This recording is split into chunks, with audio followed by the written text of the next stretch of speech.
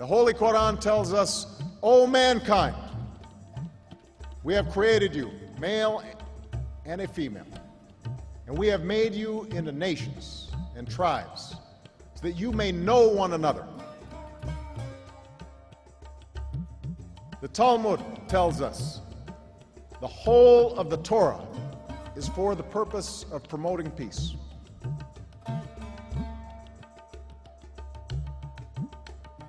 The Holy Bible tells us, blessed are the peacemakers, for they shall be called sons of God.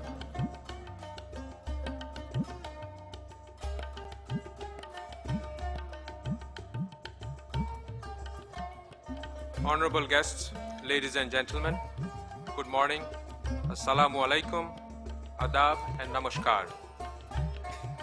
On behalf of the Asia Foundation, I would like to welcome you all to the regional conference on the role of religious leaders and community leaders in advancing development in Asia.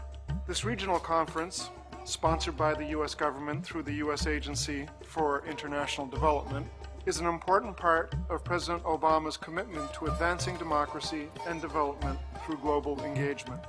Well, the President has said that it's time for a new beginning in terms of the United States government's engagement with Muslim communities around the world. A beginning focused not on our difference, but on our mutual interest and shared respect with one another. And I think this is reflective of that new beginning.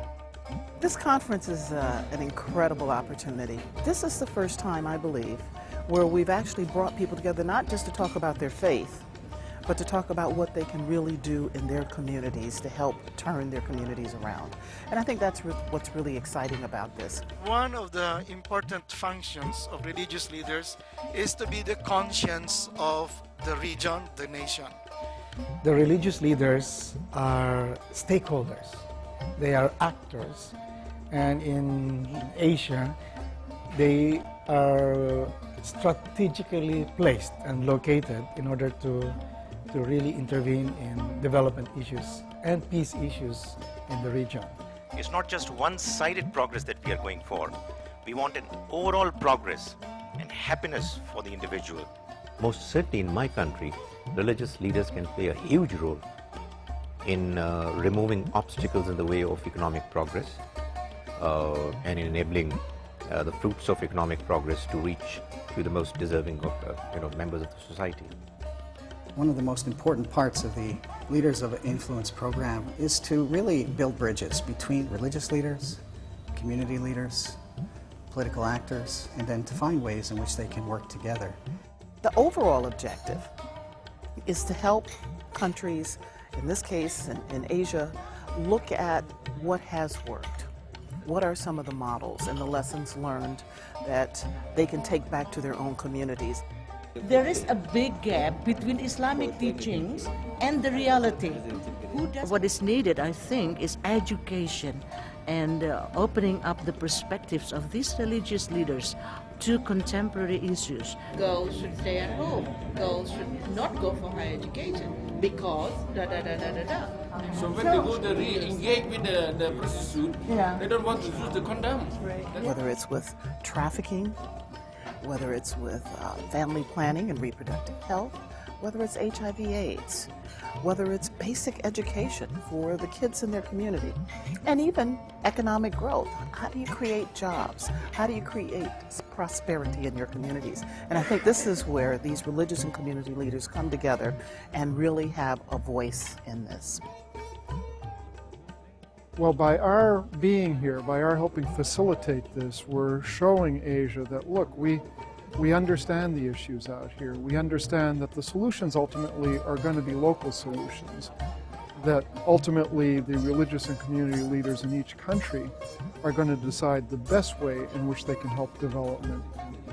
Our facilitating this dialogue will accelerate development in those countries, and also we will gain something out of this. We're going to realize what the issues out here are, how we can help, and how we can push this process forward, how we can see more development occur through the efforts of religious and community leaders. To have people from so many different religious backgrounds and so many different countries talking together in partnership with the U.S. government about religion and development, this is something that we couldn't have dreamed years ago would have taken place. From what I know, this hasn't happened before. So as a result of the vision of the Obama administration, the Asia Foundation, the wonderful work that's being done here at the mission in Bangladesh, this came into being. Really idealistic. For the first time in my life, I've come upon a scene where I have fresh hopes.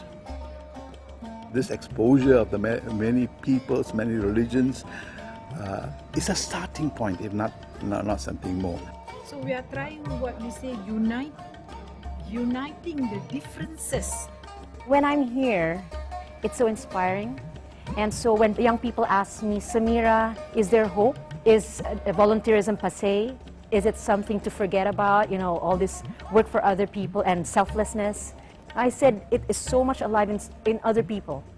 And you just have to go out in the world and find them. And I found them here. These are the leaders that are at the front lines of some of the most pressing challenges we're facing, whether it's education or food insecurity or the role of women. These are the leaders that are impacting those challenges. And if we can empower and equip them with strategies to address these challenges, but also help them form partnerships with other leaders, then we'll be all the better equipped to address these common challenges. We have a responsibility to join together on behalf of the world that we seek. A world where governments serve their citizens and the rights of all God's children are respected. Those are mutual interests. That is the world we seek. But we can only achieve it together.